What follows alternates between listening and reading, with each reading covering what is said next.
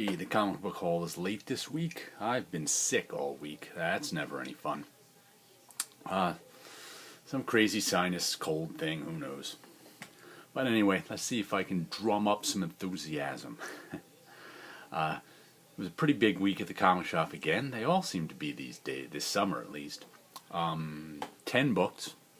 We'll start off with Lazarus, issue number 9. Here we go. Families fighting superhero bodyguards, normal people who are in trouble.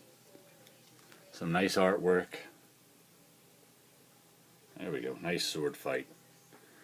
It's only beginning pages, so we don't spoil too much. I haven't read any of these yet. Just back from the shop. Let's see what's next. Here we go with The Field, issue number 3. I was iffy on this one after the first issue. Bought the second issue, liked it. Found out it's a 4-issue miniseries, so what the heck, I'll get all 4 issues. This one's got a nice cover on it. Biker guys battling. Let's see here. Once again, some solid type artwork here. Cartoony. But realist at, what does Dave Sim call that? The Milton Caniff School of Cartoon Realism. I'd kind of put that in that category. I would say Michael Golden is the main influencer in modern times of sort of cartoon realism. And this art's got some of that going on too. It's a crazy story about a guy who wakes up in a field and doesn't know what's going on, and crazy things go on around him. We'll see how it ends. We have East of West number 13. They're building up to some big war here. I like the stag cover, even if it's dominated by type. And I also like the open it up. Why do they have splash pages like that? That's not a splash page. To finally turn it to the third one, and you get the splash page. Boom, big explosion. And a sniper coming at you. Be a lot more dramatic if you didn't have to turn through 3 white pages to get to that, but what the heck, it's modern comics. That's how they do things sometimes. In the last couple of years I've noticed a lot of white pages with a little bit of text thrown in the middle of stories. Anyway, story's really heating up. Good. I've liked it since the beginning. It's only gotten better. East to West.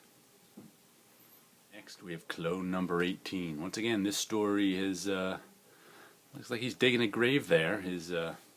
This particular story about clones, and more clones showed up, and then female clones showed up to try to rescue the male clones, and everything's gone to hell. And this particular guy's wife, I think, just got shot and is dying. The cover is insinuating that she has died. Who knows? But I like this book. It's good. There's something really weird. Let me show you this. Let's see if I can get a close-up of this. He does this thing. Let me see if I can see somewhere. Yeah, probably all these little lines he uses, which I'm sure must be, see if I can get which I'm sure must be on the computer, because he's got all these. There's a good shot. Look at her face there. Look at her cheek. She's got all those little tiny lines there with lines going through them. It's one of those things that kind of annoys me throughout the whole book, because it's obviously a computer technique that it's just like a brush he uses, and it's like, stop it already, you don't need all that. But anyway, it's a good book. That's just a little annoyance with the art with me. We have Thief of Thieves number 22. The Hit List, part 3 of 6. I think he's got more bad guys after him this time, trying to get him to pull jobs. I can't even remember the story at this point. I remember the last story. I remember liking this new one, but I can't for the life of me remember what the heck's going on. Let me see. Up there's that guy hitting him on the head. Look, they're forcing him to pull heists he doesn't want to pull. That's the whole basic gist of this story. It's a caper book. The Thief of Thieves wants to retire. They won't let him. Bad guys always want him to pull jobs for him, and they force him to pull jobs. And he makes it backfire on them. You'd think they'd learn, but if they did, there wouldn't be a comic. It still works for me. And here we go with Southern Bastards number 3.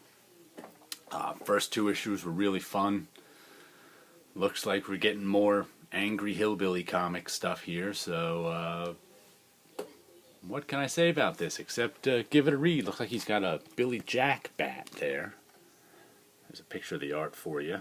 Nice stuff. Let's go backwards and see, is that the splash? I don't want to give away anything at the end since I haven't even read it yet.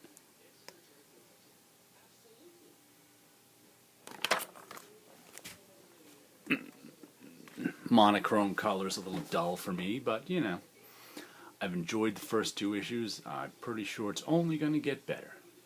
There are a couple of first issues I picked up. Rocket Raccoon. I only picked it up because it was the blank variant, so I can draw on it.